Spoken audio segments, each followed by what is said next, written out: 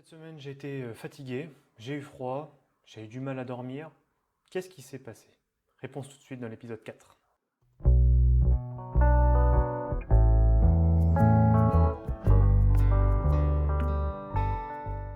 Au sommaire du jour, je vais commencer par te parler du bilan de la semaine avec mes impressions. Comme je t'ai pu dire en introduction, il y a eu des petites choses qui se sont passées.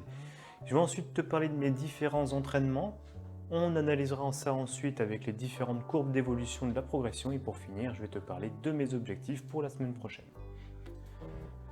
Bon, cette semaine, comme je te l'ai dit en introduction, j'ai une sensation de fatigue inhabituelle. Comme on verra, ça s'est senti dans les entraînements car j'avais pas un niveau de forme optimal. Autre sensation, j'ai eu froid. J'avais du mal à me réchauffer, la température dans l'appartement était tout le temps de même. J'avais des difficultés à dormir, j'avais faim. Autrement dit, il n'y a pas grande conclusion qu'on peut faire d'autre que j'étais en train de perdre du poids. Et ça s'est vérifié juste après, on verra, j'ai eu une perte de poids drastique. Alors, les raisons de cette perte de poids, est-ce que c'est dû à l'entraînement? Est-ce que c'est dû au coronavirus? J'en sais strictement rien, mais en tous les cas, elle était bien présente et il va falloir que je réagisse sur la semaine d'après pour que je puisse retrouver un poids de forme et intégrant et aussi ma forme.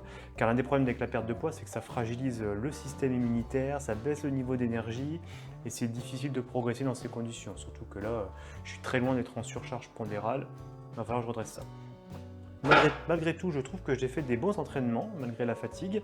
Je me suis même permis sur la dernière séance de commencer un travail sur ma foulée, parce que j'ai une foulée qui n'a jamais été très rapide, sûrement autour des alentours de 120, 140 par minute. Et donc là, je vais commencer à travailler pour aller progressivement vers un rythme qui est soi-disant optimal, de 170 à 180.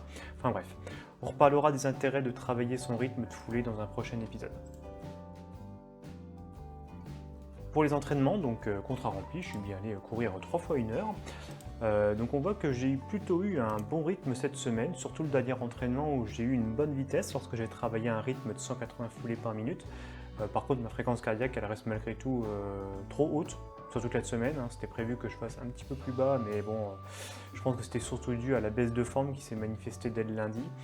Je pense que dans ces moments-là, il faut accepter la fatigue et la méforme, ça n'empêche pas de faire ses entraînements et de chercher à progresser quand même tout en continuant d'augmenter le volume, je l'ai quand même fait. Je pense que la progression réelle, elle va se ressentir dans les prochaines semaines lorsque le corps il aura surcompensé des efforts.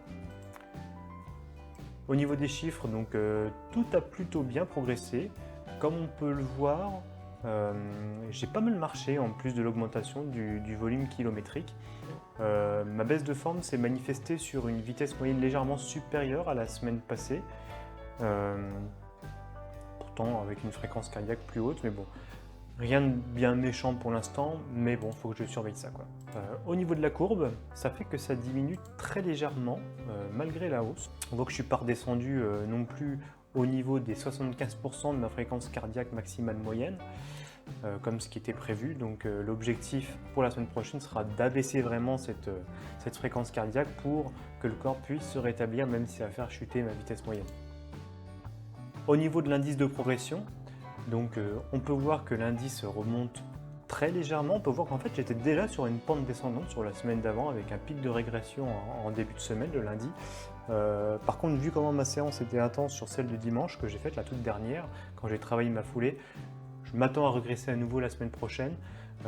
J'ai aussi tracé une petite courbe de prévision de progression pour voir si je suis capable de prédire comment je vais progresser. Donc bon, je vais laisser ça là, ça sera un pari sur les prochains mois pour savoir si je peux savoir à peu près à quelle vitesse je peux courir le marathon que j'ai prévu de faire en fin d'année. Sur l'évolution du poids du corps, donc comme je te l'ai dit, les symptômes montraient clairement une perte de poids. Donc déjà la semaine d'avant, je perdais déjà un petit peu, je pensais que c'était juste un pic que j'avais eu. Là en fait, c'est descendu d'un coup. Là j'ai perdu plus d'1 kg, je suis passé à 67. Donc à mon avis, mes entraînements sont beaucoup plus intenses que je ne le pense en termes de dépenses caloriques, malgré que j'augmente très légèrement à chaque fois. Donc je pense que je vais devoir corriger ça en mangeant beaucoup plus pour revenir à un poids de forme vers les 69-70 kg. Les objectifs de la semaine prochaine seront synonymes de repos. Je vais passer à 135 minutes de course à pied, c'est-à-dire que j'ai pratiquement supprimé 45 minutes. Je vais marcher 7000 pales en plus pour faire tourner un petit peu les jambes quand même. Je vais augmenter 200 calories par jour pour reprendre un peu plus de poids, voire ou au moins éviter de chuter au niveau de la perte de poids. Donc ça va être une semaine synonyme de déload. Ça me permettra d'assimiler le premier mois d'entraînement en allégeant justement tout ce volume d'entraînement et de me reposer et de retrouver mes forces. Petite question pour finir, toi, comment est-ce que tu gères ta nutrition? Est-ce que c'est quelque chose que tu surveilles ou que tu ne surveilles pas? Je te remercie de m'avoir écouté et je te dis à la semaine prochaine.